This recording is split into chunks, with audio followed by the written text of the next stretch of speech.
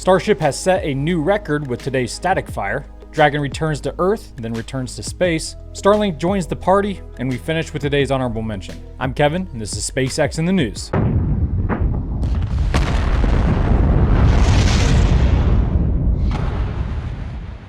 Just moments ago, SpaceX lit the fires of Starship 20 for a third time, utilizing all 6 of its engines, and thus setting a new record for simultaneous Raptors igniting at once. The previous was 3.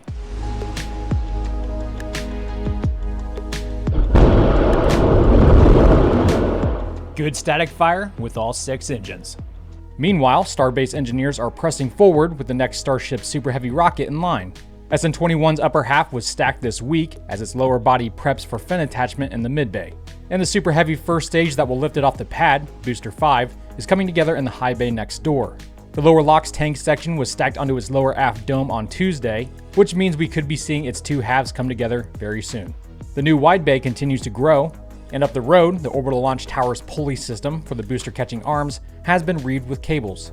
And yet, SpaceX crew members still found the time to get a quick pump in. Get it. Yeah. Speaking of lifting heavy weights, SpaceX's new crane has been built and is ready for some action. Even the new company robo-pooch, Apollo, is helping out. Come on, you devil log! I personally want to offer a quick congratulations to a longtime friend of the channel, Austin Bernard. A couple weeks back, he was hired by SpaceX as a Starship thermal protection integration technician, and recently shared his new company photo. Godspeed, buddy.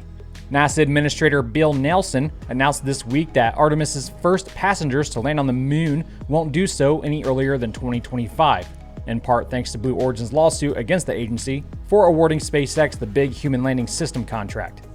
We've lost nearly 7 months in litigation, and that likely has pushed the first human landing likely to no earlier than 2025. But regrettably, that's not all he had to say. There are other reasons. Prior to fiscal year 22, previous Congresses did not appropriate enough dollars for development of the human landing system. And then the Trump administration target of a 2024 human landing was not grounded in technical feasibility. He's correct that Jeff and Blue Origin created serious delays to the program because SpaceX plays an instrumental part in it. But since Bill decided to take it further and throw the previous administration under the bus, I'm going to spend a few seconds setting the record straight. First, in the 60s, we went from putting a monkey in space to putting a man on the moon in 9 years. Now, Bill's saying it's going to take 8 years to put men back on the moon. Artemis began in 2017, due to technical feasibility.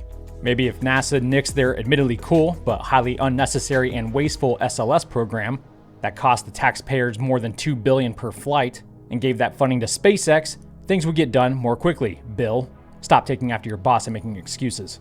Second, like JFK did for NASA, like Elon does for SpaceX, Trump also set an ambitious timeline for the space agency. Doing that instills a feeling of urgency in your team and a need for them to get off their asses and get it done. Third, I'm confident the United States could very well land humans on the moon by 2024 if this administration really wanted to. Why? Because Elon tweeted this past August that SpaceX could have Starship ready to land humans on the moon probably sooner than 2024. And final point, I miss Jim. He was a real leader. Moving on to Dragon news, meow. On April 23rd, the astronauts of Crew 2 launched aboard a Falcon 9 to begin their 199-day stay at the space station. During their time in orbit, the Dragon capsule's space turret encountered issues much like Inspiration 4's had in September.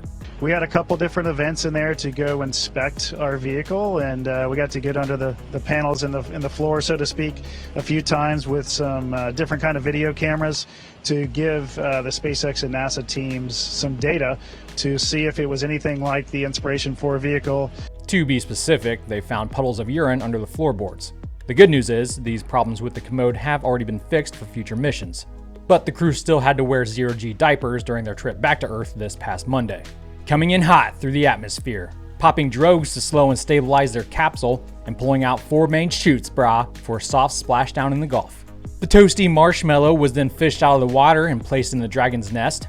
And if all they'd been through wasn't fun enough for them, their smiles upon egress definitely indicate the slip and slide was a blast.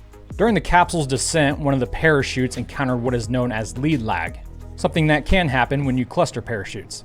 Basically, it just means the first 3 chutes to inflate took up all the good real estate, leaving the 4th behind to struggle for some air. This isn't that uncommon, however, and the capsule doesn't need 4 healthy mains for a safe return anyway.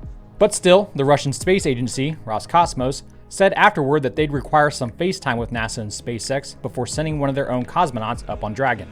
Yeah, this is Steve Stitch. When we looked at the lagging parachute over the last couple of days, it does, appear to be a feature of these large ring sail parachutes, not only the ones that are used on Crew and Cargo Dragon, but other chutes of this nature. So right now, we don't necessarily see any changes. I also talked to the parachute team a little bit today, and they went in and reviewed, all the build of these parachutes. Very normal. There was not anything in the build process or the installation that gave us really any concern. So right now, I don't see any changes going forward. Parachutes are considered one of the most difficult parts of rocket development, when they apply, of course. If you'd like to learn why that is, you can check out my shoot documentary here. Brah. Just 2 days later on Wednesday night, the ISS replacements for Crew 2, Crew 3, donned their SpaceX suits and walked the plank to the belly of their beast. New Dragon capsule, Endurance. Please put your tray tables up and seats to their horizontal position. It's time to light this boomstick. And liftoff.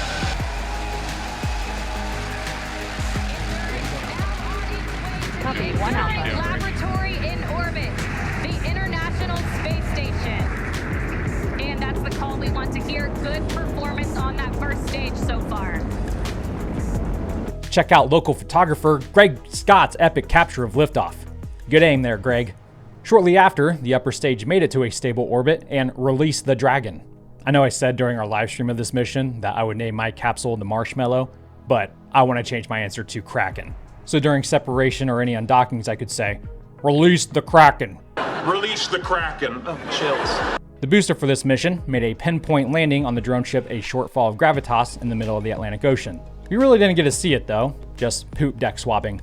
On Thursday evening, Endurance rendezvoused and docked with the space station, and shortly after, the 4 newcomers took her a prize. Starlink was scheduled to launch this morning, but the weather said nay. Now liftoff is booked for Saturday morning at 7:19 a.m. Eastern. Starlink's terminal has been upgraded from UFO on a stick to first generation iPad on a stick with its new rectangular shape, complete with an Earth to Mars orbit router. And a stand. A stand's included, guys. Included? Yes!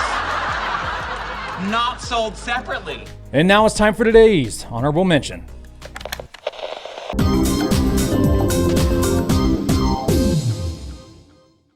It's been a while since we last visited Spin Launch, but the company just conducted a test of their scaled-down missile launching centrifuge on October 22nd in New Mexico.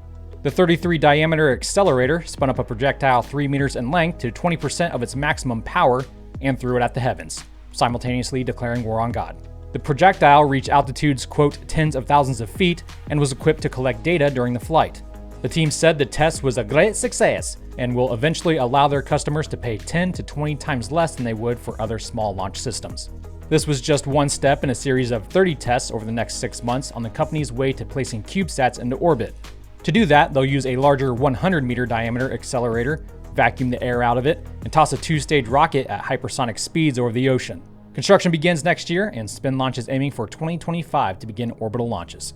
Elon says such a device would be great for the moon, but here on Earth, the gravity well is too strong and atmosphere too dense for accelerators to be a good solution when compared to reusable boosters, in his opinion. Well, that's all for today, folks. Thanks for stopping by. And of course, I want to thank my paying viewers for keeping these episodes pumping. You can support the show by purchasing an eccentric shirt, mug, patch, whatever. Links are below.